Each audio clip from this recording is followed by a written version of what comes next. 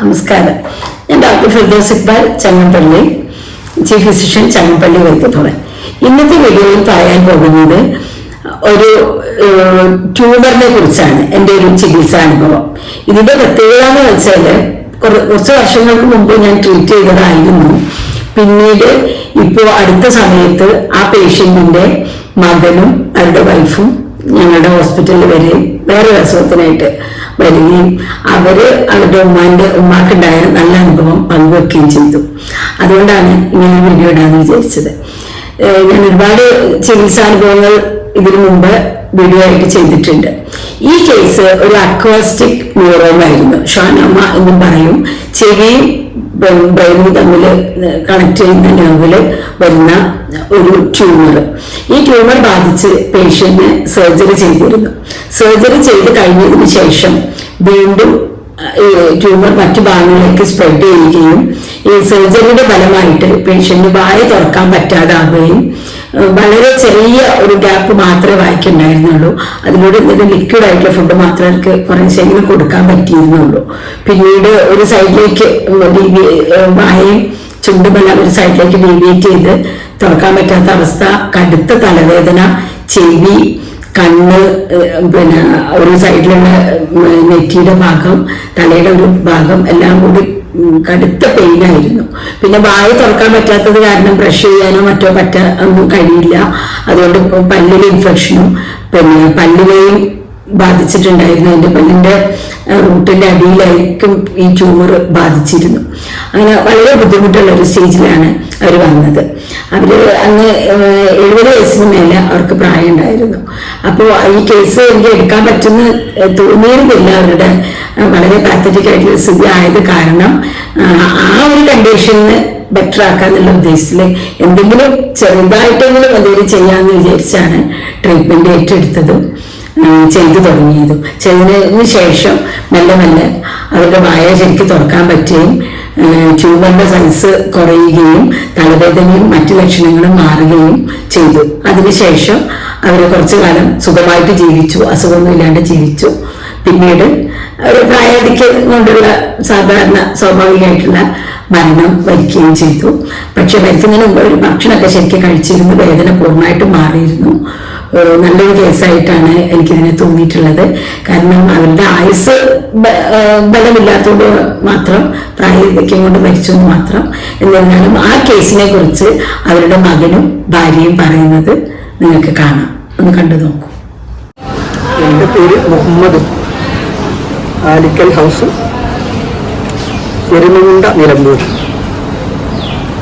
ഞങ്ങളിന്ന് ഇവിടെ ചികിത്സക്ക് വന്നതാണ്. ചെറുതായിട്ടൊരു സ്റ്റോക്ക് ഉണ്ടായി. എനിക്ക് സംസാരിക്കാൻ കഴിയാത്തതാണ് എൻ്റെ പ്രശ്നം. കൃത്യമായിട്ട് സംസാരിക്കാൻ കഴിയുന്നില്ല. അങ്ങനെയാണ് ഇവിടെ വന്നത്. അപ്പോൾ ഒരു മുൻ അനുഭവം വെച്ചുകൊണ്ടാണ് ഇവിടെ വന്നത്. എൻ്റെ ഉമ്മാനെ ചികിത്സിച്ചൊരു പരിചയമുണ്ട് എനിക്കിവിടെ. 2020 ഒക്ടോബറിനാണ് ഇന്ന് മരിച്ചത്. അതിന് മുമ്പ് 1.5 വർഷം ഇവിടെ ചികിത്സിച്ചിട്ടുണ്ട്. ഉമ്മാക്ക് ക്യാൻസറായിരുന്നു. ഉമ്മ മരിക്കുന്നത് വരെ ഞങ്ങൾ ക്യാൻസറാണെന്നുള്ള വിവരം ഞങ്ങൾ പറഞ്ഞിട്ടുണ്ടായിരുന്നു. അത് ഞങ്ങളെക്കൊണ്ട് കഴിയുന്നതിൻ്റെ പരമാവധി അലോപ്പതി ഡോക്ടർമാരെ പലരെയും കണ്ടു. എവിടുന്നും വേണ്ടത്ര ഒരു മെച്ചമൊന്നും കിട്ടിയില്ല. മെച്ചം കിട്ടില്ല എന്ന് മാത്രമൊന്നുമല്ല, അവസ്ഥ വളരെ വളരെ വളരെ മോശമായി. ഒന്നും ചെയ്യാൻ കഴിയില്ല. വേദന കൊണ്ട് പൊളയുക, ഒരിഞ്ചും വേദന കുറയുന്നില്ല. അതുപോലെ ഒന്നും ചെയ്യാൻ കഴിയാത്ത, സംസാരിക്കാനോ കയ്യും കാലും നടക്കാനോ കഴിയാത്തൊരവസ്ഥ ഉണ്ടായിരുന്നു. അങ്ങനെയാണ് ഇവിടെ വന്നത്. ഇവിടെ വന്ന് ഡോക്ടർ ഫിർദൗസ് ഡോക്ടറെ കണ്ടു. ഡോക്ടർ രോഗിയുമായി വന്നു.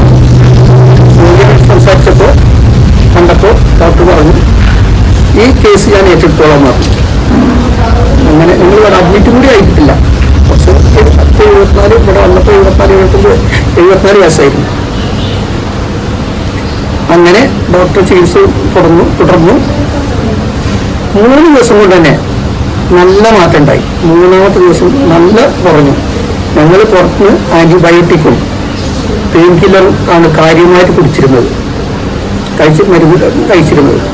അപ്പോൾ ഇവിടെ വന്ന് ഡോക്ടർ അതൊക്കെ നിർത്താൻ പറഞ്ഞു. ഡോക്ടറുടെ ചെറിയ മരുന്നുകളൊക്കെ തന്നിട്ട് വളരെ സുഖമായി ഡോക്ടർ അന്ന് തന്നെ പറഞ്ഞു മരിക്കുന്നവരെ വേദന ഇല്ലാതെ ജീവിക്കാം. അതാണ് ഞങ്ങളോട് പറഞ്ഞത്.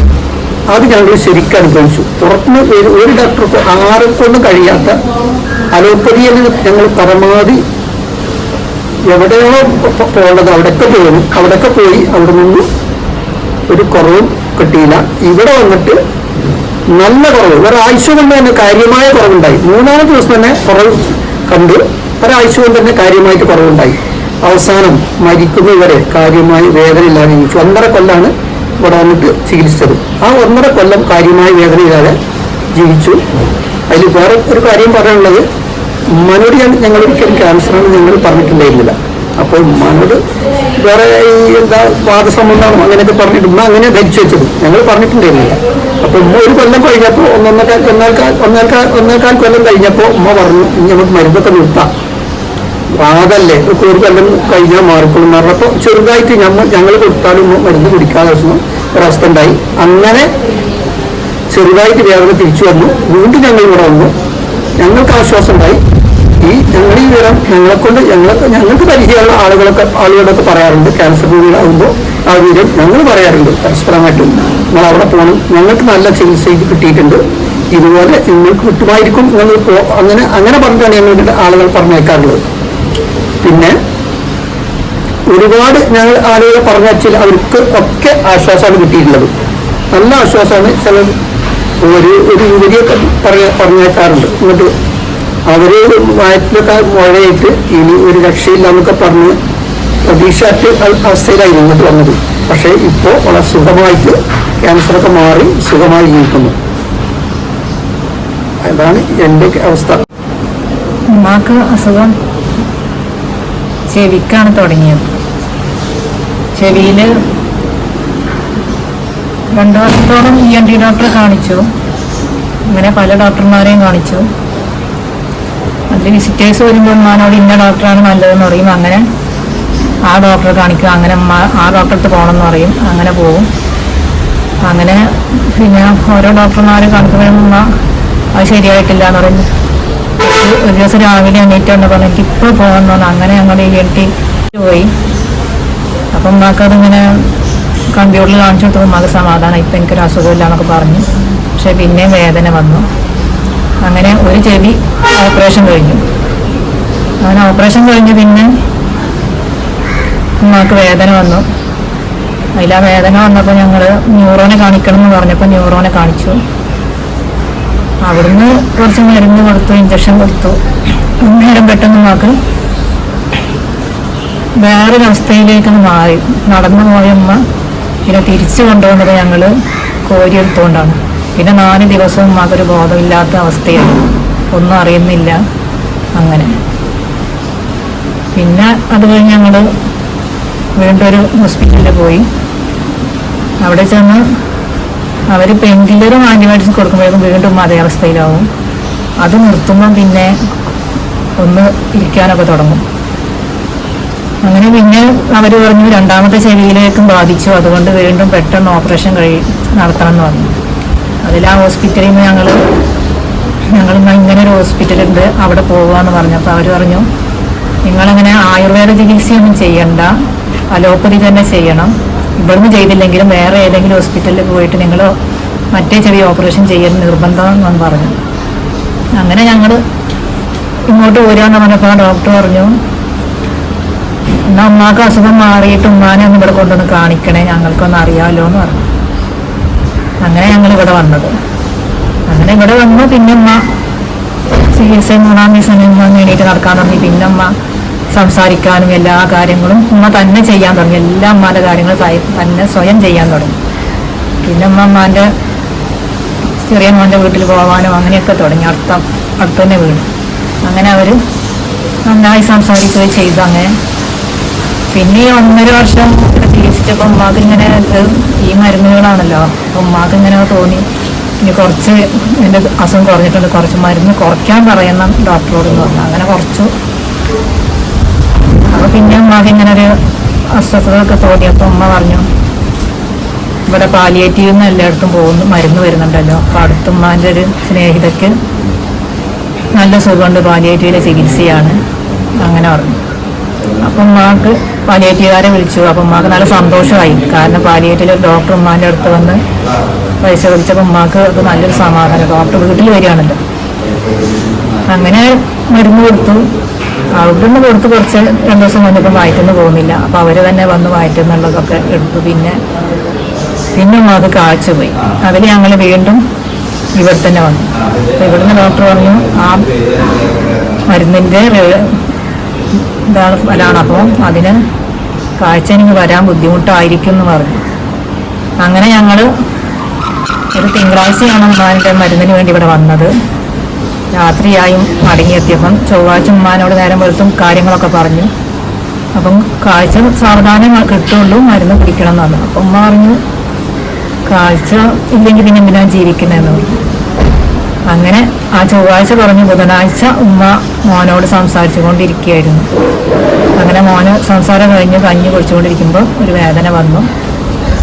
അങ്ങനെ ഛർദിച്ചു, വയറ്റിന്ന് പോയി. അവർക്ക് ഉമ്മ തന്നെ ടോയ്ലറ്റിൽ പോയി എല്ലാം ചെയ്തു. ഉമ്മ ആരെയും ഒന്നും ബുദ്ധിമുട്ടിക്കാത്ത വിധത്തിൽ അങ്ങനത്തെ ഉമ്മയായിരുന്നു. എപ്പോഴും എന്തും ഉമ്മ തന്നെ ചെയ്യുന്നൊരു സ്വഭാവമായിരുന്നു ഉമ്മക്ക്. ആ 2 വർഷം മാത്രമേ കടന്നിട്ടുള്ളൂ. അങ്ങനെ ആ ബുധനാഴ്ച ഉമ്മ 1 മണിക്ക് ഞങ്ങൾ ഹോസ്പിറ്റലിൽ കൊണ്ടുപോയി, 3 മണിക്ക് മരിക്കുകയും ചെയ്തു. അതാണ് ഉമ്മാൻ്റെ അവസ്ഥ. പിന്നെ ഒരു അനിയൻ്റെ മരുമകളുടെ ഉമ്മാക്ക് ഒരു സ്ട്രോക്ക് ഉണ്ടായി. അതിൽ ഉമ്മാനെ കാണാൻ വരുമായിരുന്നു, ഞങ്ങളുടെ ഉമ്മാനെ. അപ്പം ഉമ്മാൻ്റെ അവസ്ഥ കണ്ടപ്പോൾ അവർക്ക് ഭയങ്കര ആഗ്രഹം, എന്നാലും എൻ്റെ അസുഖത്തിന് ഇവിടെ പോയാലോ, ഇങ്ങനെ എണീറ്റ് നടക്കുകയാണെങ്കിൽ എനിക്ക്. അവർ സ്ട്രോക്ക് ഉണ്ടായി വീഴുമായിരുന്നു, ഇടയ്ക്കിടയ്ക്ക് വീഴും. അങ്ങനെ അവർ അലോപ്പതി കുറേ ചികിത്സ ചെയ്തത്. അങ്ങനെ ഉമ്മാൻ്റെ കണ്ടവർ ഇവിടെ വന്നു. അപ്പോൾ ഇവിടെ വന്ന ഉടനെ ഡോക്ടർ കൈ പിടിച്ച് പറഞ്ഞു പിന്നെ ബ്ലോക്ക് 1 അല്ല 3 ഉണ്ടല്ലോ എന്നൊക്കെ പറഞ്ഞു. അങ്ങനെ അവർ നിരന്തരം ചികിത്സ ചെയ്തുകൊണ്ടിരിക്കുകയാണ്. ഇപ്പോഴും ഇവിടുത്തെ ചികിത്സയിലാണ്. അവരുടെ വീഴ്ചയൊക്കെ മാറി അവർക്ക് നല്ല സുഖം തന്നെയാണ്. അപ്പോൾ ഇവിടെ ഇടയ്ക്കിടയ്ക്ക് ഇവിടെ വരുന്നുണ്ട്, മരുന്ന് വാങ്ങിക്കൊണ്ട് വന്നുണ്ട്. അവരുടെ അസുഖം ഏതാണ്ട് മാറിയതുപോലെ തന്നെയാണ്.